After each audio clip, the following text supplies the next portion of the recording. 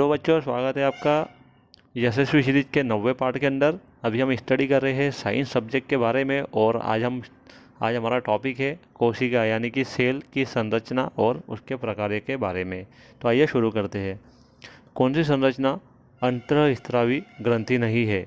प्यूस, pituitary, thyroid, thymus या वृक्क यानी कि किडनी। ये तीनों ही जो ऑप्शन है ABC, ये तीनों ही अंतःस्रावी ग्रंथि है, लेकिन ऑप्शन डी जो है किडनी, ये अंतःस्रावी ग्रंथि नहीं होती है। तो ऑप्शन डी इसका सही उत्तर है। मानव में सबसे लंबी कोशिका यानी कि सेल कौन सी है? तंत्रिका कोशिका, पेशी कोशिका, रक्त कोशिका, हृदय कोशिका। तो तंत्रिका कोशिका सबसे लंबी कोशिका होती है, सबसे लंबी सेल होती है। ये उसका सही उत्तर है। इंसुलिन का स्राव कौन करता है? अग्नाशय, एड्रिनल, अंडाशय, थायराइड। तो इंसुलिन का स्राव अग्नाशय करता है। मधुमेह यानी डायबिटीज़ का कारण किस चीज़ का कम उत्पादन है? Thyroxine, adrenaline, insulin, oestrogen. Insulin इसका सही उत्तर है। इंसुलिन का कम उत्पादन यदि शरीर में होता है तो मधुमेह की बीमारी यानी डायबिटीज़ की बीमारी हो सकती है। कौन सी सेल सबसे बड़ी है? जीवाणु, बैक्टीरिया, यीस्ट, शुतुरमुर्ग का अंडा या मुर्गी का अंडा। शुतुरमुर्ग का अंडा काफ़ी बड़ा होता है और ये एक सिंगल सेल होती है, तो शुतुरमुर्ग का अंडा सही उत्तर है। कोशिका की खोज सबसे पहले किसने की? Robert Hooke, MJ Shilton, शवान, Robert brown. तो रॉबर्ट हुक इसका सही उत्तर है। रॉबर्ट हुक ने सबसे पहले कोशिका की खोज की।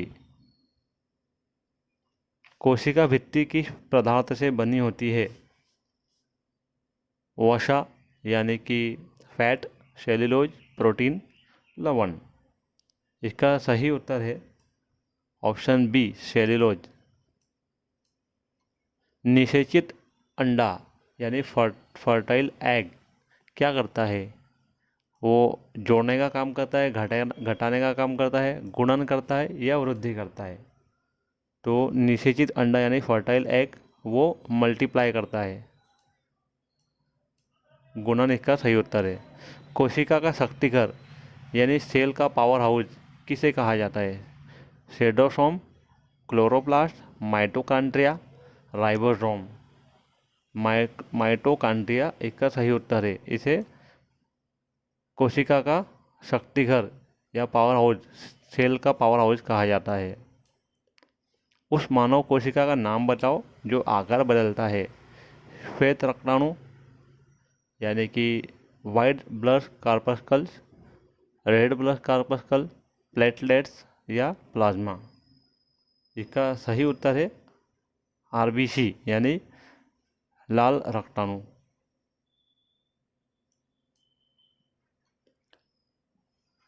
इनमें से क्या है जो हरे रंग का होता है? क्लोरोप्लास्ट, ल्यूकोप्लास्ट, क्रोमोप्लास्ट या कोई नहीं? सही उत्तर है क्लोरोप्लास्ट, ये हरे रंग का होता है। इनमें से क्या है जिसका मुख्य कार्य प्रोटीन संश्लेषण में है? Lysosome, chromosome, ribosome, centrosome. इसका सही उत्तर है राइबोसोम। इसका मुख्य कार्य प्रोटीन संश्लेषण में होता है। कोशिकाओं का समूह किसका निर्माण करता है? कोशिकाओं का समूह किसका निर्माण करता है?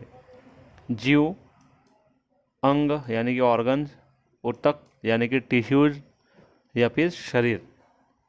तो कोशिकाओं का समूह जब मिलता है तो वो टिश्यूज बनाता है। नंबर ऑफ सेल्स मिलकर टिश्यू बनाते हैं, यानी कि अलग अलग कोशिकाएं मिलकर ऊतक बनाती है। रॉबर्ट हुक ने कोशिका किस में देखी थी? प्याज में, ट्रेडकेशिया में, कार्क में या फिर आलू में? रॉबर्ट हुक ने सबसे पहले कोशिका की खोज की थी जो कि कार्क में की थी।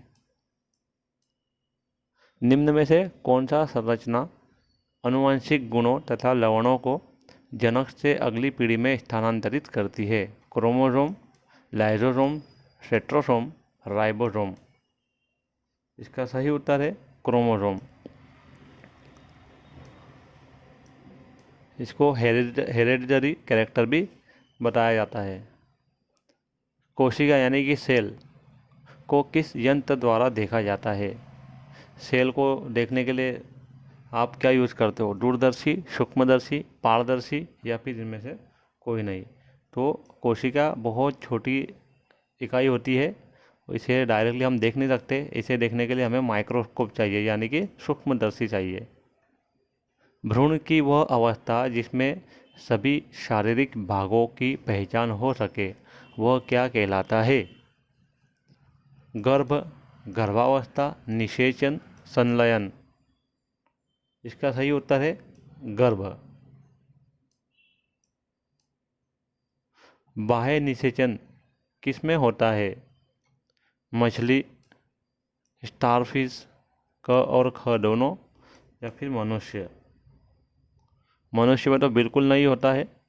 मनुष्य में इंटरनल निषेचन होता है, आंतरिक निषेचन। तो मनुष्य गलत जवाब है इसका, ये तो बिल्कुल नहीं आने वाला। मछली और स्टारफिश इन दोनों में भी बाह्य निषेचन होता है, एक्सटर्नल निषेचन होता है। तो ये इसका सही उत्तर है ऑप्शन सी। निम्न में से किन में आंतरिक निषेचन होता है? मनुष्य, गाय, कुत्ते व मुर्गी, उपरोक्त सभी। इन सभी के अंदर जो भ्रूण होता है वो शरीर के अंदर विकसित होता है, इसलिए ऑप्शन डी इसका सही उत्तर आएगा। अंड प्रजक जंतु कौन से है? मेंढक, छिपकली, मुर्गी या फिर सभी? मेंढक, छिपकली, मुर्गी ये सभी अंडे देती है और अंडे देने के बाद इसमें जो होता है इसके बच्चे जन्म लेते हैं, तो इनको बोला जाता है अंड प्रजक जंतु। तो उपरोक्त सभी सही उत्तर है। मनुष्य के बच्चे को क्या कहते हैं? बालक, बच्चा, नवजात या फिर शिशु? तो मनुष्य के बच्चे को शिशु कहा जाता है। मुर्गी के बच्चे को क्या कहते हैं? पिल्ला, चूजा, कुक्कुट, बिलोटा? मुर्गी के बच्चे को चूजा कहते हैं। लैंगिक जनन में कितने भाग होते हैं? 1, 2, 3, 4। लैंगिक जनन में 2 भाग होते हैं, मेल रिप्रोडक्टिव सिस्टम और फीमेल प्रोडक्टिव सिस्टम।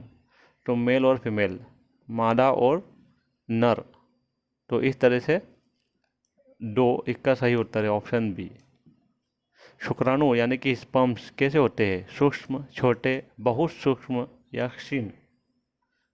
तो शुक्राणु जो होते हैं बहुत सूक्ष्म होते हैं। ऊर्जा प्रदान करने वाले पदार्थ कौन से हैं? दूध, मांस, नट और दालें, उपरोक्त सभी? इसका सही उत्तर है ऑप्शन डी। ये सभी जो है ऊर्जा प्रदान करने वाले पदार्थ है। थायरॉक्सिन के उत्पादन के लिए जल में किसकी उपस्थिति आवश्यक है? सोडियम, आयोडीन, आयरन, लौह? थायरॉक्सिन के उत्पादन के लिए आयोडीन की उपस्थिति आवश्यक है। जल में आयोडीन होना चाहिए। निम्न में से कौन सा आहार किशोर के लिए सर्वोत्तम है? चिप्स और नूडल्स, रोटी, दाल और हरी सब्जियां, चावल और बर्गर, शाकाहारी, टिक्की? तो इसका सही उत्तर है ऑप्शन बी, रोटी, दाल और हरी सब्जियां। जो लोग 12 साल से लेकर 16-17 साल तक के जो होते हैं, जिन्हें इंग्लिश में टीनेजर्स कहा जाता है, ये इनमें बहुत सारे हार्मोनल चेंजेस होते हैं। तो इन लोगों को रोटी, दाल और हरी सब्जियों का सेवन करना चाहिए, ये इनके लिए सर्वोत्तम होता है। जैसे कि आप खुद। ग्रंथियों की अधिक क्रियाशीलता के कारण व्यक्तों में क्या हो जाता है? ग्रंथियों की अधिक क्रियाशीलता के कारण व्यक्तों में क्या हो जाता है? अभी मैंने बात की कि टीनेजर्स जो होते हैं, जो किशोर कहलाते हैं, लगभग 12 साल से लेकर 17-18 साल तक के, तो इन लोगों के अंदर बहुत ज़्यादा हार्मोनल चेंजेस होते हैं। इनके चेहरे पे भी प्रभाव पड़ सकता है, फुंचा हो सकती है, मुहासे आ सकते हैं, यानी कि उपरोक्त सभी, ये इसका सही उत्तर है। किसी भी व्यक्ति के शरीर को स्वस्थ रखने के लिए किसकी आवश्यकता होती है? प्रोटीन, विटामिन, संतुलित आहार या फिर खनिज? इसका सही उत्तर है संतुलित आहार। यदि आहार आपका संतुलित रहेगा, खाना आपका बैलेंस रहेगा, तो उसमें आपको प्रोटीन, विटामिन सभी मिल जाएगा आपकी बॉडी को। तो आहार आपका संतुलित होना चाहिए।